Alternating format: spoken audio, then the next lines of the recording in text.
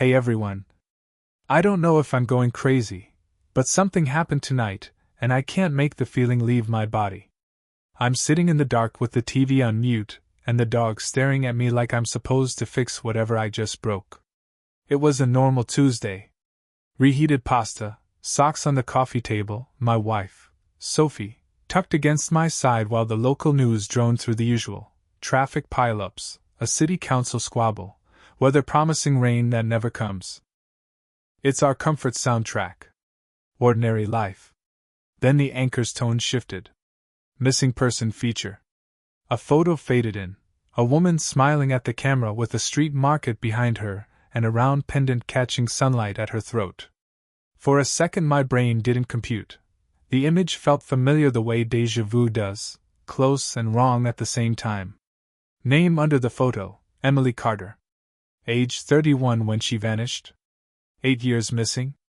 Presumed dead after a car explosion. No body found. I started to make a dumb joke. Hey, Soph, she could be your... and turned to her. She'd gone white. Not pale from bad lighting white. The kind of white that drains in a heartbeat. Her fork tapped the plate twice, this rapid staccato she does when she's nervous. She said it was a coincidence. Too fast. Too loud. Like volume could convince physics. The anchor kept talking. Distinctive birthmark beneath the left eye. The camera cut to a close-up. A small crescent, exact placement I've kissed 100 times. The pendant flashed again, round, slightly scuffed, faint engraving almost worn smooth. Sophie wears one just like it every day. I bought it on our 2nd anniversary because she said it reminded her of home. She never takes it off. I've teased her about it. She always smiles and changes the subject. She stood up without finishing her dinner and said she'd left laundry in the washer. She didn't come back.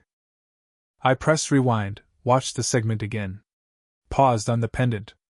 Zoomed in until the pixels broke. Later, when she was asleep, I opened my laptop and typed Emily Carter into the state missing persons database. There she was, 2 photos, stats, case summary. The last seen location was a diner parking lot out by Route 9. The file mentioned an explosion, accelerant, unconfirmed witness. The word presumed appeared 3 times. It never once said, found. I flipped to my Photos app and pulled up candids of Sophie, laughing on the pier, blowing flour off her fingers in the kitchen, crumpled on the couch under a blanket, the dog a warm weight on her legs. The mark is there in all of them, faint where makeup hides it, fierce when it doesn't. I told myself birthmarks repeat. Pendants get mass-produced. People look alike. Coincidence is statistically louder than you think. Then I found an old travel blog linked from a cached profile. Brighton Market, sunlight, a woman in the background throwing her head back at something off camera. The caption mentions Emily by name. The pendant glints in the exact way Sophie's does when the sun hits it at the pier. There's even a tiny diagonal scratch across the back edge. I've felt that nick with my thumb when I've clasped it behind Sophie's neck.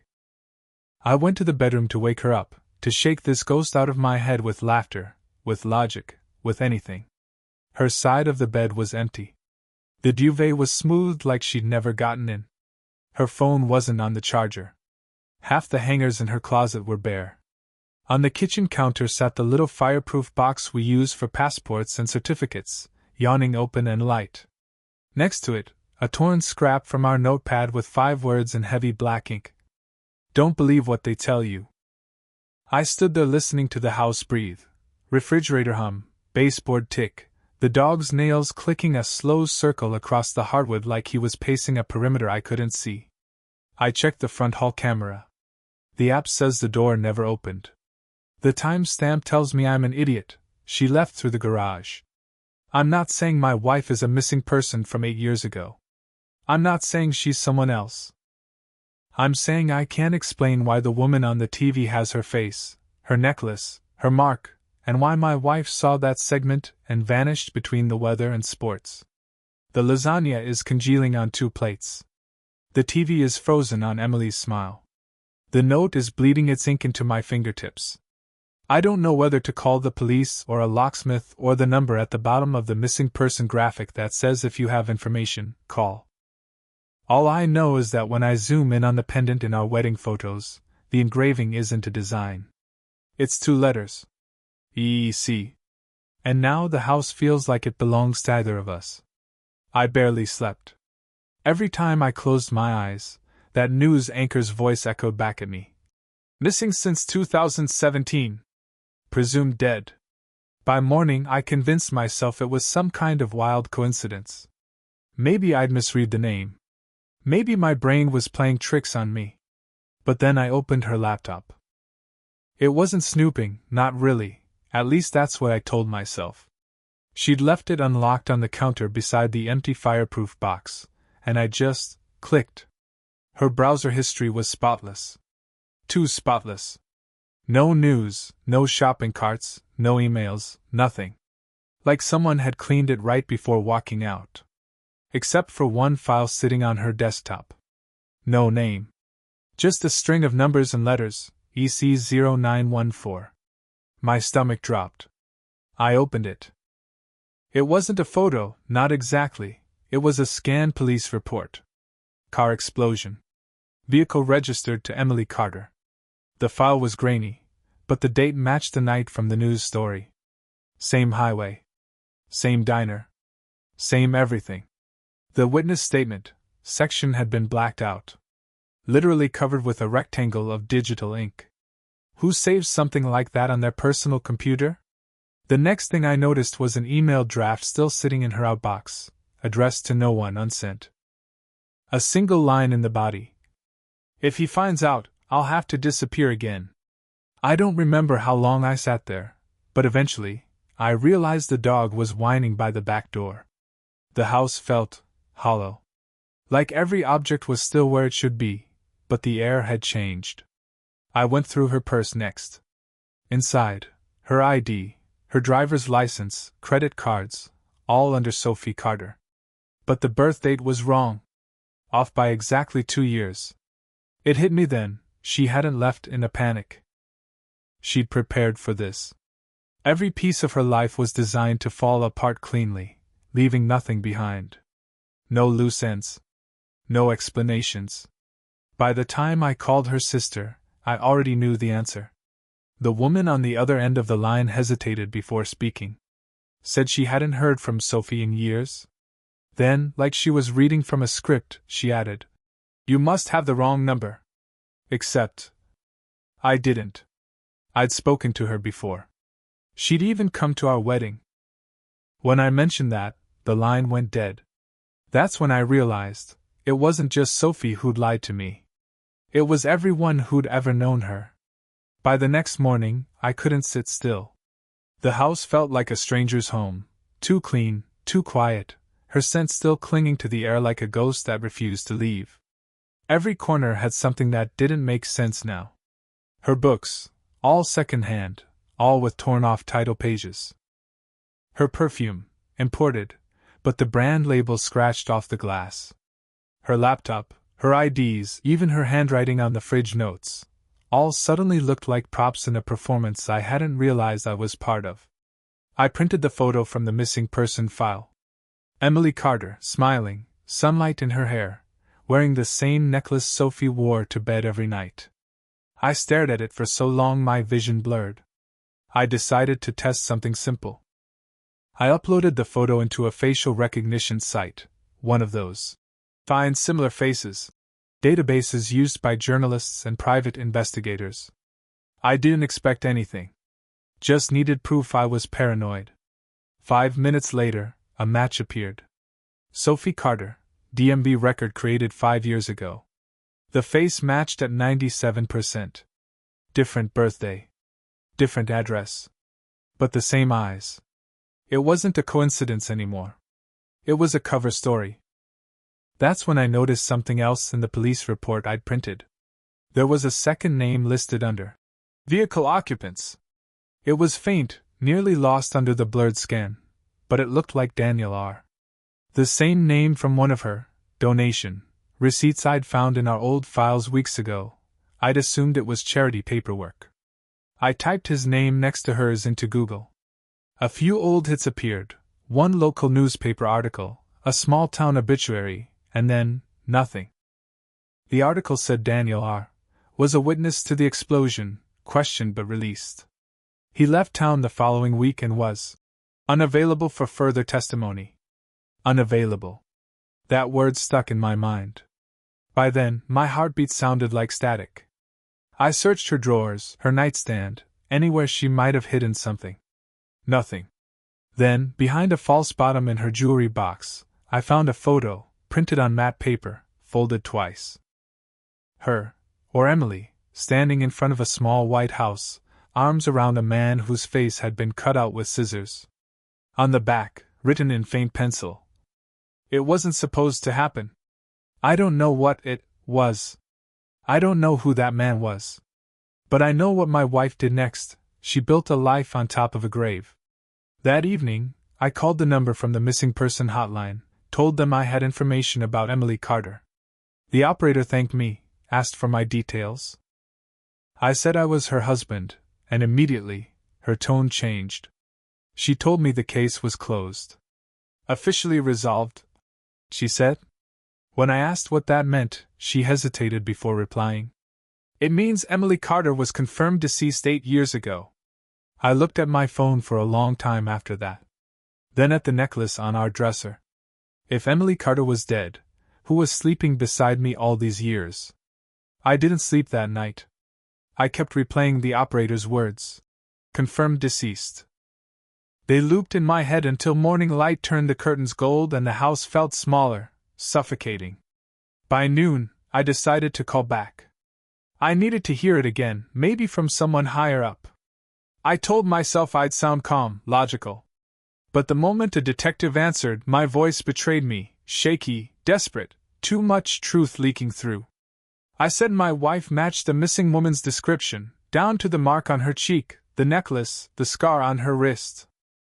There was a pause, the kind that hums with quiet calculation. Then he asked for my name. When I gave it, the silence that followed wasn't confusion. It was recognition. He said, "We've already spoken to you, sir." My mouth went dry. When? 8 years ago. After the accident. I swear my heart stopped. I told him that was impossible. 8 years ago, I didn't know Sophie. We met 5 years ago, on a flight from Denver to Seattle, or at least that's what I thought. But the detective sounded tired, rehearsed. You filed a statement back then. Said you didn't see anything. I remember your name. Before I could ask more, he ended the call. I sat there staring at the phone like it might apologize. My hands were trembling. I opened the cabinet where we kept old paperwork, tax folders, insurance, mortgage. Buried under it all was an envelope with no label, sealed but brittle from time. Inside, a single photograph. A burnt-out car on a deserted road. Yellow police tape flapping in the wind. And behind it, written in my wife's looping cursive, "We can't let it resurface." I don't remember breathing. I just kept staring, flipping the photo over and over, as if a second image might appear on the back, one where things made sense. That's when my phone buzzed. Unknown number. I answered instinctively. A man's voice. Calm. Older. Polite, even. He said, "You shouldn't have called them. She was trying to protect you." My throat closed. "Who is this?" But he didn't answer. Just added, "It's too late now. They'll start digging again." Click. The line went dead. I stood there for a long time, holding the phone like it was radioactive. Somewhere outside, a car engine idled for too long, then faded down the street. The air felt thick, like the house itself was listening. That was the moment I finally admitted it to myself. Whatever Sophie, Emily, had been running from all these years, it wasn't over. That phone call replayed in my head all day. Every syllable, every pause. She was trying to protect you. Protect me from what? By sunset, I couldn't take it anymore. I went into the bathroom and studied my reflection, searching for something, anything that connected me to that missing person file, to the accident, to her lies. I even whispered my own name out loud, as if hearing it might ground me. But instead, it sounded foreign. I thought about the detective saying we'd spoken before. I was 25 then, still living in another city, with a different job, a different life. There's no way he could have my name on a record that old. Unless Sophie changed it. The idea was insane, but so was everything else. I opened the filing drawer again and pulled out our marriage certificate. For the first time, I noticed the handwriting next to my printed name. The registrar's signature looked smudged, rewritten, like it had been replaced. I ran a background check on myself. I expected it to come back clean. Instead, the results glitched. 2 addresses I didn't recognize appeared, one from 8 years ago, one from a town I've never visited. My chest felt tight. I refreshed the page, but the same data appeared. Somewhere in the digital paper trail of my own life, someone had rewritten my history.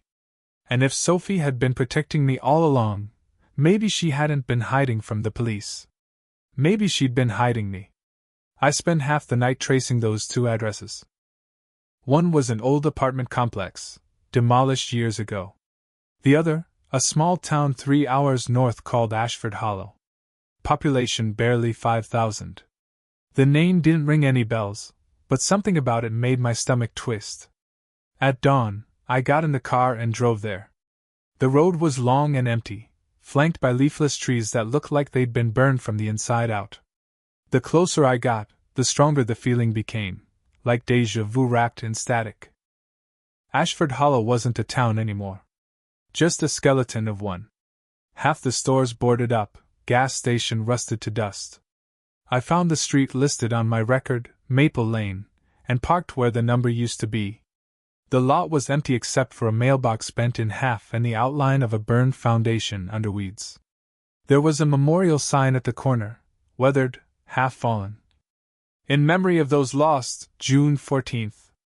June 14th. The date from the explosion report.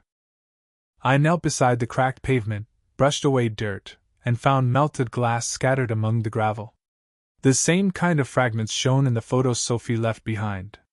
And then I saw it. A blackened scrap of metal wedged into the concrete. A license plate. Half the numbers gone, but the first 3 were clear.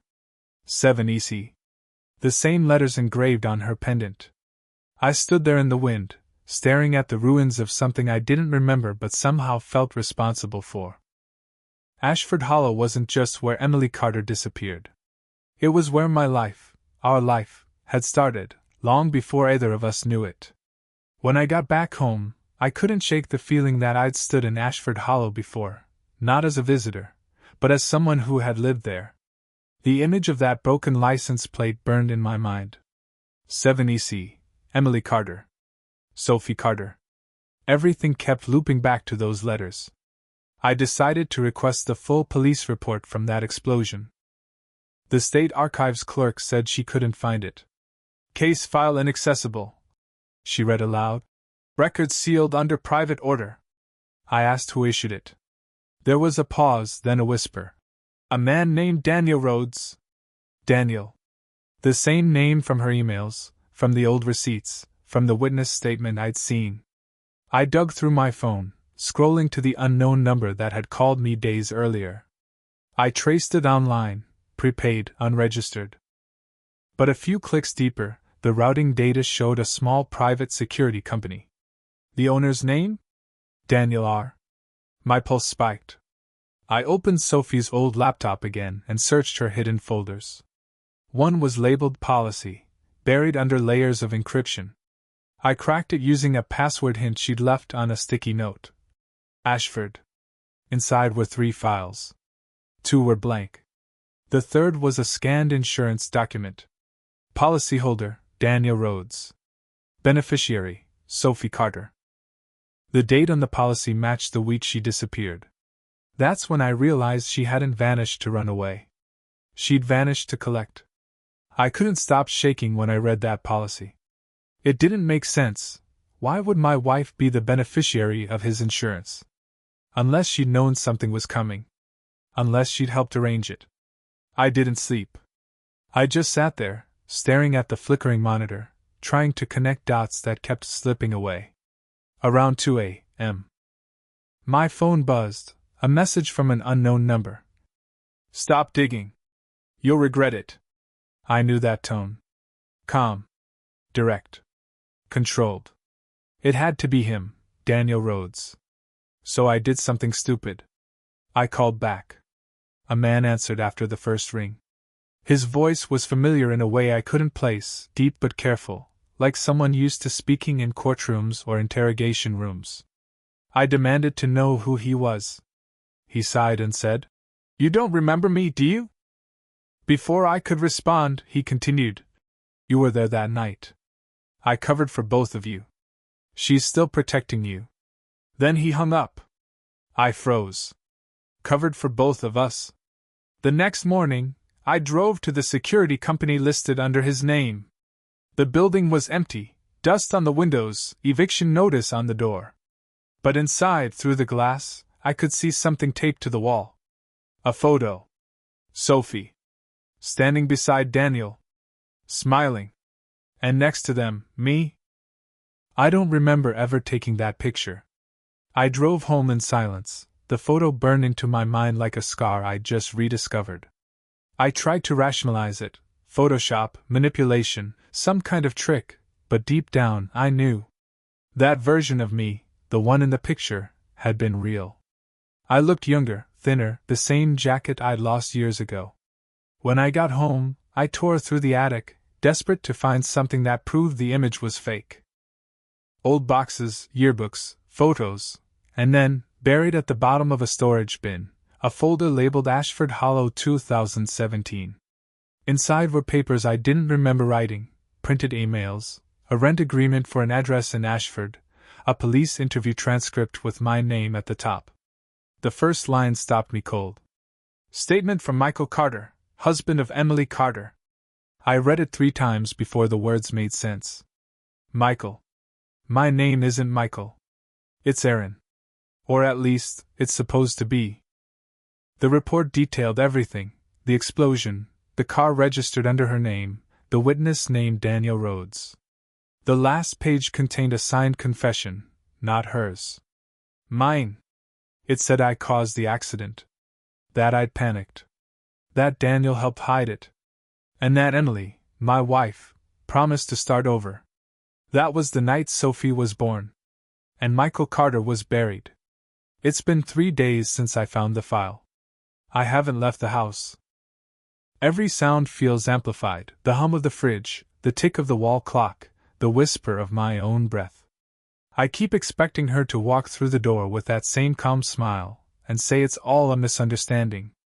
But last night, the news came on again. Same channel. Same anchor. Only this time, it wasn't about a missing person. It was a follow-up. They'd found new evidence in the Emily Carter case. Recovered footage. Partial confession. The police were reopening the investigation. The screen flickered, and a grainy video appeared. My chest went numb. It was a man's voice, mine. Younger, panicked, swearing it was an accident. A date and time stamp from 8 years ago burned across the bottom of the frame. Then, another clip, security footage from a gas station. A woman standing beside a car, turning toward the camera. Sophie. Or Emily. Her face pale, eyes rimmed with tears, clutching the necklace I bought her as if it were the only thing keeping her upright. The reporter said both suspects were believed to still be alive under assumed identities. My phone buzzed before the segment ended. Unknown number again. Just one message. You remember now. It's time. I looked around the room, the photo albums, the furniture, the life we built on false names, and realized none of it belonged to me. I walked to the dresser and opened the jewelry box. Her pendant was still there, warm from my shaking fingers. I turned it over. The engraving I'd thought was E.C. wasn't just letters. It was a date. 06/14/17, the night of the explosion. Now I understand what she meant in her note. Don't believe what they tell you. The truth isn't what the world remembers. It's what you choose to live with. and I've been living with mine for 8 long years. Hey everyone, if you've followed me this far, thank you for listening. I don't know where this story ends yet.